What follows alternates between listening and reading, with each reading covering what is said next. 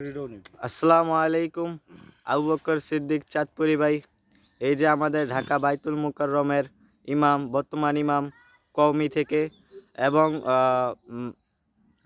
আহলে হাদিস চাইতেছে ওরা নাকি ইমাম, ওদের থেকে ইমাম নিতে, তো এ সম্পর্কে কিছু বলেন।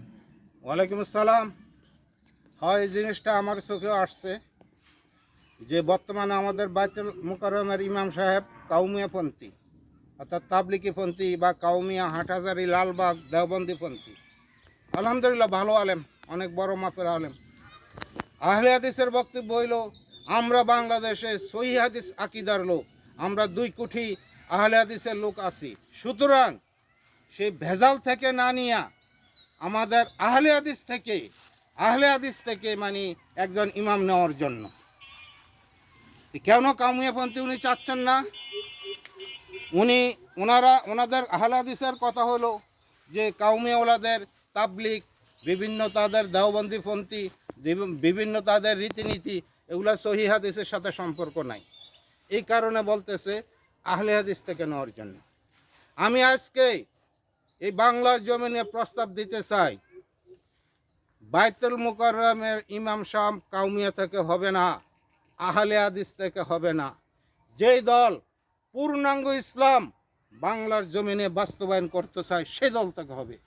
সেই দল একমাত্র জামাতে ইসলাম।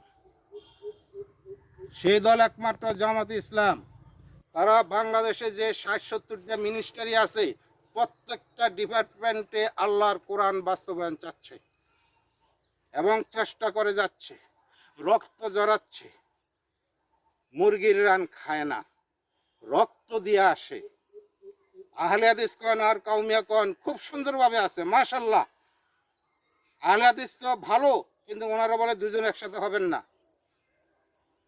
কাউমিওয়ালারা বিভিন্ন কিচ্ছা কাহিনী, গল্প, যেটা ইসলামের সাথে সম্পর্ক নাই, দেবন্তের সাথে সম্পর্ক থাকতে পারে।